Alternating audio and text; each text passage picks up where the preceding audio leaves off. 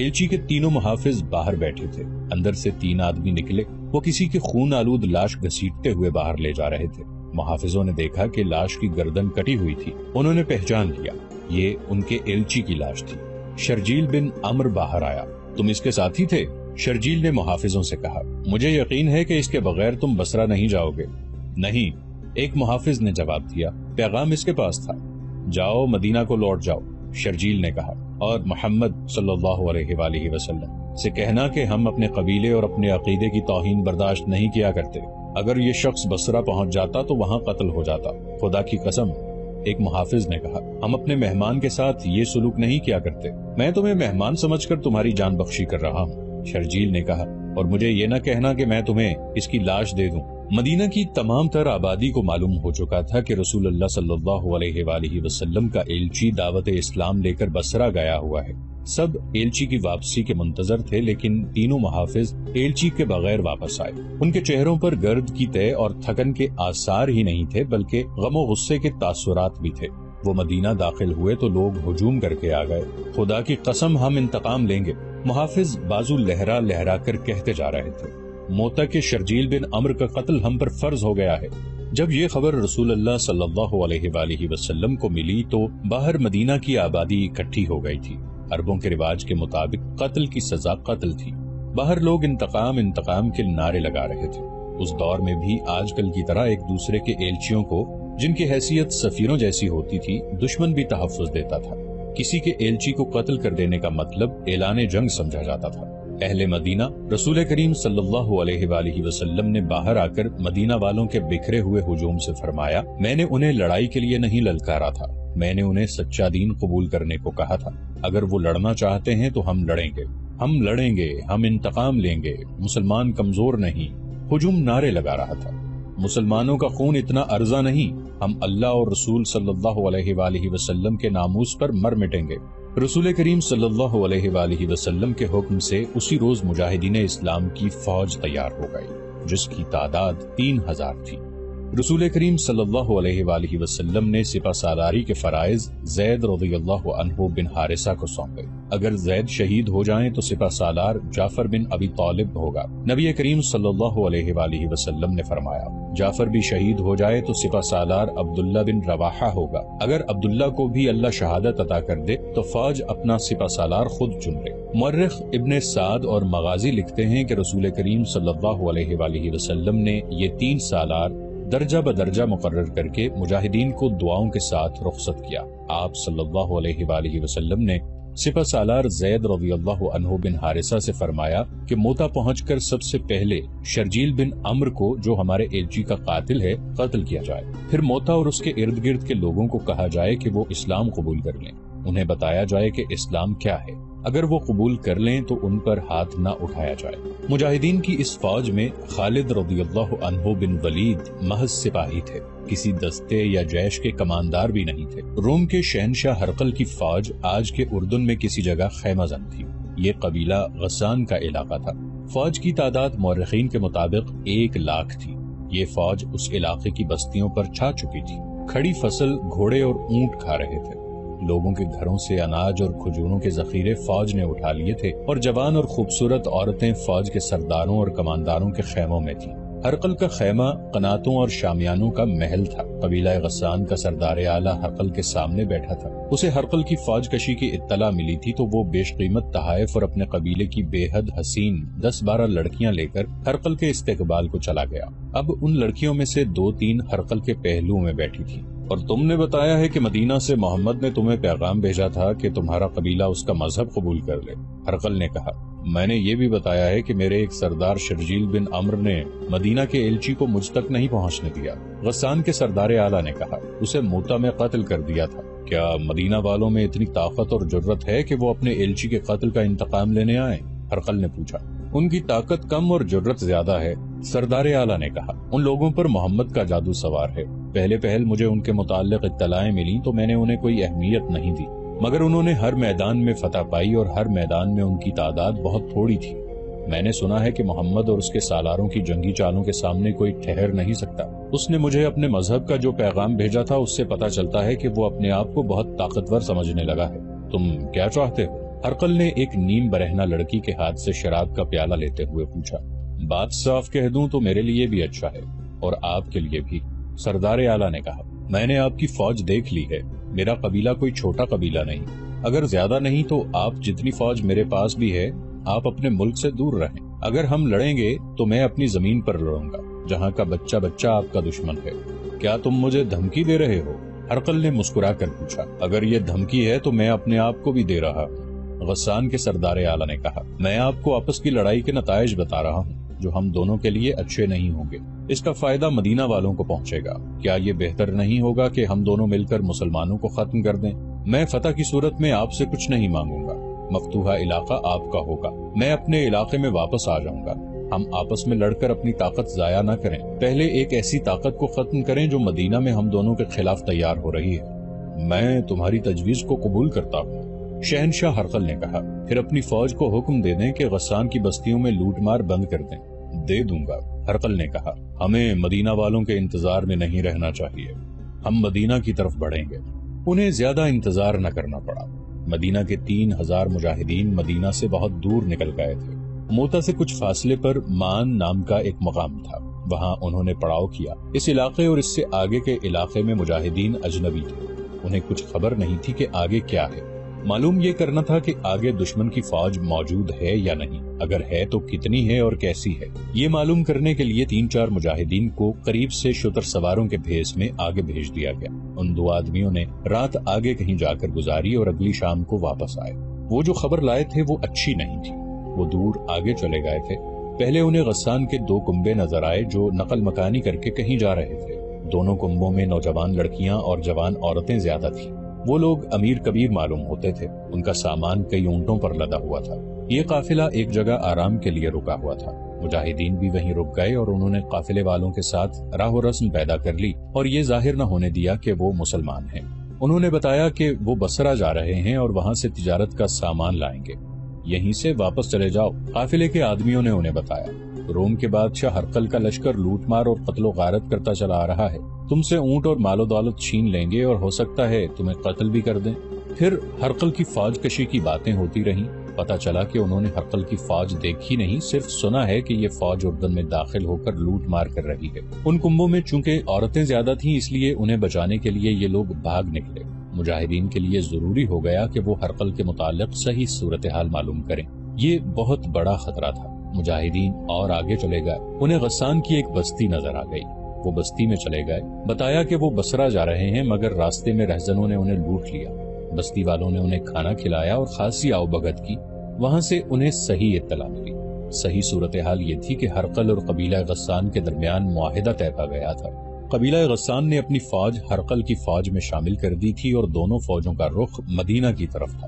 مورخوں نے ہرقل کی فوج کی تعداد 1 لاکھ اور 1 لاکھ غسان کی فوج کی تعداد لکھی ہے، لیکن بعض مورخ اس سے اتفاق نہیں کرتے، وہ دونوں فوجوں کی مجموعی تعداد 1 لاکھ بتاتے ہیں۔ بہرحال مدینہ کی اسلامی فوج کی تعداد سب نے 3000 لکھی ہے۔ اگر ہم واپس چلے گئے تو یہ ہرقل اور غسان کے لیے دعوت ہوگی کہ بے دھڑک مدینہ تک چلے آؤ۔ عبداللہ رضی اللہ عنہ بن رواحہ نے کہا، ہم دشمن کو یہیں پر روکیں گے۔ کیا ہم اتنی تھوڑی تعداد میں اتنے بڑے لشکر کو روک سکیں گے؟ زید رضی اللہ عنہ بن حارثہ نے پوچھا، کون سے میدان میں ہم تھوڑی تعداد میں نہیں تھے؟ جعفر رضی اللہ عنہ بن ابی طالب نے کہا، اگر ہم مل کر کسی فیصلے پر نہیں پہنچ سکتے تو ہم میں سے کوئی مدینہ چلا جائے اور رسول اللہ صلی اللہ علیہ وآلہ وسلم سے احکام لے آئے، ہم اتنا وقت ضائع نہیں کر سکتے۔ عبداللہ رضی اللہ عنہ نے کہا، دشمن ہمیں اتنی مہلت نہیں دے گا، خدا کی قسم میں دشمن کو یہ تاثر نہیں دوں گا کہ ہم اس کے لشکر سے ڈر گئے ہیں، اور میں مدینہ میں یہ کہنے کے لیے داخل نہیں ہوں گا کہ ہم پسپا ہو کر آئے ہیں۔ زید رضی اللہ عنہ نے کہا، جانیں قربان کر کے زندہ رہنے والوں کے لیے مثال قائم کر جائیں گے۔ یہ مت بھولو کہ غسان کی فوج میں عیسائیوں کی تعداد زیادہ ہے، عیسائی اپنے مذہب کی خاطر لڑیں گے۔ عبداللہ بن رواحہ کھڑے ہوئے اور اپنے مجاہدین کو اکٹھا کر کے اتنے جوشیلے لہجے میں خطاب کیا کہ 3000 مجاہدین کے نعرے زمین و آسمان کو ہلانے لگے۔ سپہ سالار زید رضی اللہ عنہ بن حارثہ نے آگے کو کوچ کا حکم دیا۔ مورخین لکھتے ہیں کہ مجاہدین اسلام نے اپنے آپ کو بڑے ہی خطرناک امتحان میں ڈال دیا۔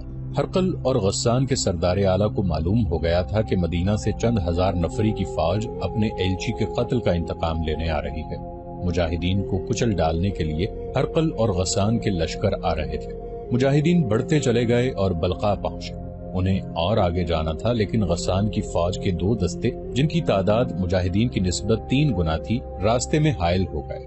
زید رضی اللہ عنہ بن حارثہ نے مجاہدین کو دور ہی روک لیا اور ایک بلند جگہ کھڑے ہو کر علاقے کا جائزہ لیا۔ انہیں یہ زمین لڑائی کے لیے موزوں نہ لگی۔ دوسرے سالاروں سے مشورہ کر کے زید رضی اللہ عنہ بن حارثہ مجاہدین کو پیچھے لے آئے۔ غسان کی فوج نے اسے پسپائی سمجھ کر مجاہدین کا تعاقب کیا۔ زید رضی اللہ عنہ موتا کے مقام پر رک گئے اور فوراً اپنے مجاہدین کو لڑائی کی ترتیب میں کر لیا۔ انہوں نے فوج کو 3 حصوں میں ترتیب دیا، دایاں اور بایاں پہلو اور قلب۔ دائیں پہلو کی کمان قطبہ رضی اللہ عنہ بن قتادہ کے پاس تھی اور بائیں پہلو کی عبایہ رضی اللہ عنہ بن مالک کے ہاتھ تھی۔ زید رضی اللہ عنہ خود قلب میں رہے، اللہ کے سچے نبی کے عاشق ہو۔ زید رضی اللہ عنہ بن حارثہ نے بڑی بلند آواز سے مجاہدین کو للکارا، آج ہمیں ثابت کرنا ہے کہ ہم حق کے پرستار ہیں۔ آج باطل کے نیچے سے زمین کھینچ لو، اپنے سامنے باطل کا لشکر دیکھو اور اس سے مت ڈرو۔ یہ لڑائی طاقت کی نہیں، یہ جرت، جذبے اور دماغ کی جنگ ہے۔ میں تمہارا سپہ سالار بھی ہوں اور علم بردار بھی۔ دشمن کا لشکر اتنا زیادہ ہے کہ تم اس میں گم ہو جاؤ گے، لیکن اپنے ہوش گم نہ ہونے دینا۔ ہم اکٹھے لڑیں گے اور اکٹھے مریں گے۔ زید رضی اللہ عنہ نے علم اٹھا لیا۔ دشمن کی طرف سے تیروں کی پہلی بوچھاڑ آئی۔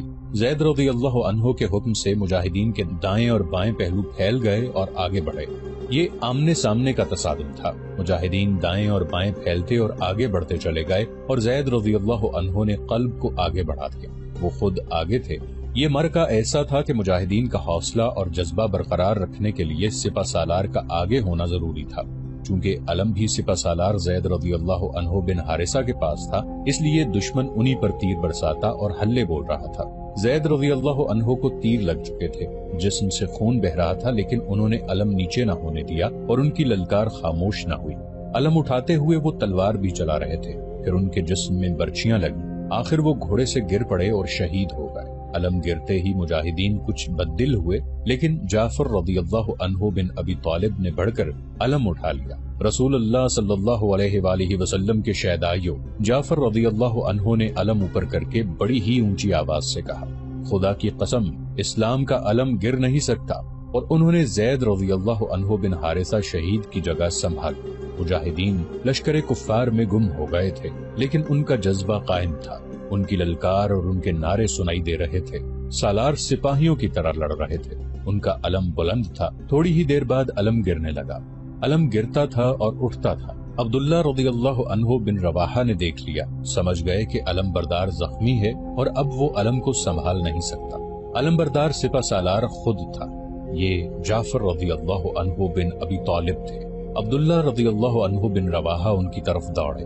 ان تک پہنچنا ممکن نظر نہیں آتا تھا۔ عبداللہ رضی اللہ عنہ جعفر رضی اللہ عنہ تک پہنچے ہی تھے کہ جعفر رضی اللہ عنہ گر پڑے۔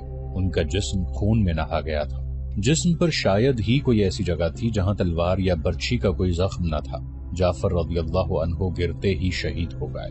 عبداللہ رضی اللہ عنہ نے پرچم اٹھا کر بلند کیا اور نعرہ لگا کر مجاہدین کو بتایا کہ انہوں نے علم اور سپہ سالاری سنبھال لی ہے۔ یہ دشمن کی فوج کا ایک حصہ تھا جس کی تعداد 10 سے 15 ہزار تک تھی۔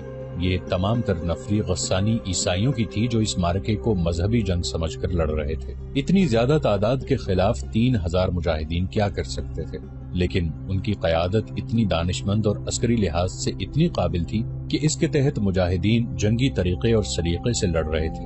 ان کا انداز لٹھ بازوں والا نہیں تھا، مگر دشمن کی تعداد اتنی زیادہ تھی کہ مجاہدین بکھرنے لگے، یہاں تک کہ بعض اس انتشار اور دشمن کے دباؤ اور زور سے گھبرا کر معرکے سے نکل گئے، لیکن وہ بھاگ کر کہیں گئے نہیں، قریب ہی کہیں موجود رہے۔ باقی مجاہدین انتشار کا شکار ہونے سے یوں بچے کہ وہ 4-4 5-5 اکٹھے ہو کر لڑتے رہے۔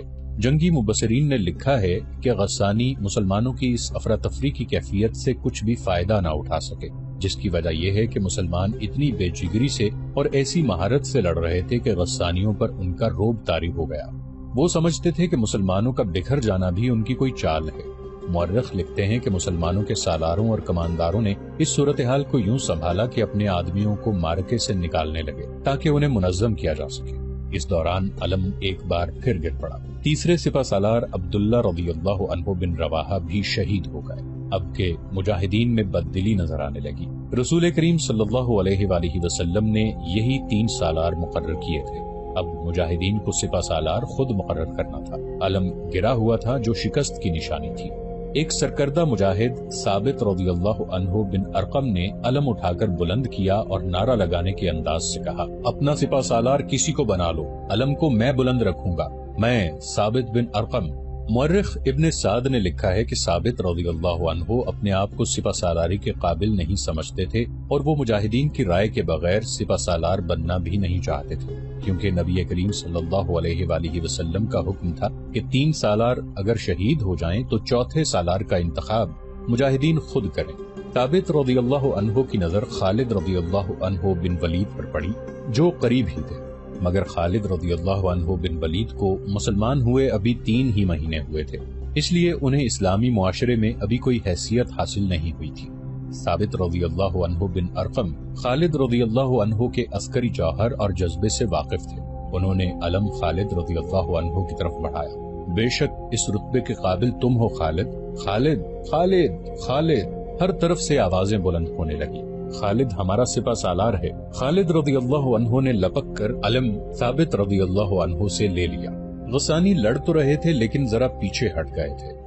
خالد رضی اللہ عنہ کو پہلی بار آزادی سے قیادت کے جوہر دکھانے کا موقع ملا۔ انہوں نے چند ایک مجاہدین کو اپنے ساتھ رکھ لیا اور ان سے قاصدوں کا کام لینے لگے، خود بھی بھاگ دوڑ کرنے لگے اور لڑتے بھی رہے۔ اس طرح انہوں نے مجاہدین کو جو لڑنے کے قابل رہ گئے تھے یکجا کر کے منظم کر لیا اور انہیں پیچھے ہٹا لیا۔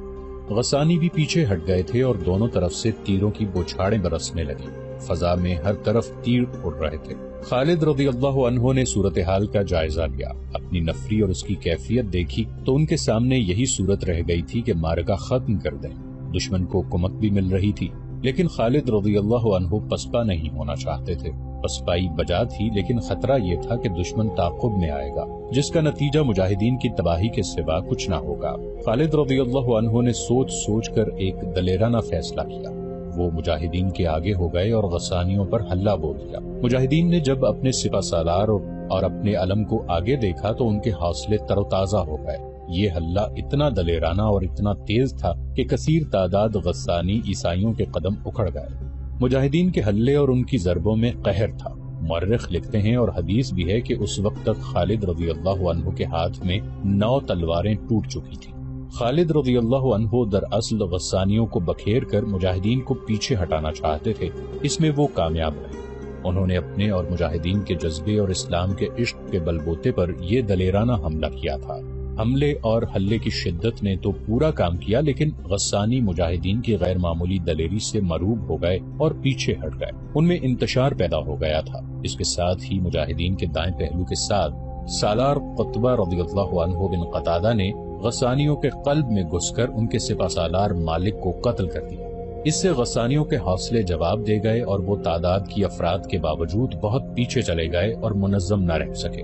خالد رضی اللہ عنہ نے اسی لیے یہ دلیرانہ حملہ کیا تھا کہ مجاہدین کو تباہی سے بچایا جا سکے۔ وہ انہوں نے کر لیا اور مجاہدین کو واپسی کا حکم دے دیا۔ اس طرح یہ جنگ ہار جیت کے بغیر ہی ختم ہو گئی۔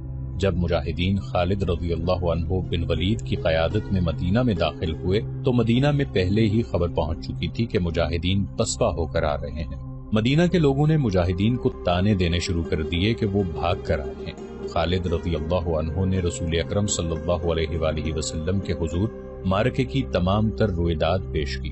لوگوں کے تانے بلند ہوتے جا رہے تھے، خاموش ہو جاؤ۔ رسول کریم صلی اللہ علیہ وآلہ وسلم نے بلند آواز سے فرمایا، یہ میدان جنگ کے بگھوڑے نہیں، یہ لڑ کر آئے ہیں اور آئندہ بھی لڑیں گے۔ خالد اللہ کی تلوار ہے۔ ابن حشام واقدی اور مغازی لکھتے ہیں کہ رسول کریم صلی اللہ علیہ وآلہ وسلم کے یہ الفاظ خالد رضی اللہ عنہ بن ولید کا خطاب بن گئے، سیف اللہ، اللہ کی شمشیر۔ اس کے بعد یہ شمشیر اللہ کی راہ میں ہمیشہ بے نیام رہی۔ قبیلہ قریش کا سردار اعلیٰ ابو سفیان جو کسی وقت للکار کر بات کیا کرتا تھا اور مسلمانوں کے گروہ کو محمد کا گروہ کہہ کر انہیں پلے ہی نہیں باندھتا تھا، اب بجھ کے رہ گیا تھا۔ خالد رضی اللہ عنہ بن ولید کے قبول اسلام کے بعد تو ابو سفیان صرف سردار رہ گیا تھا۔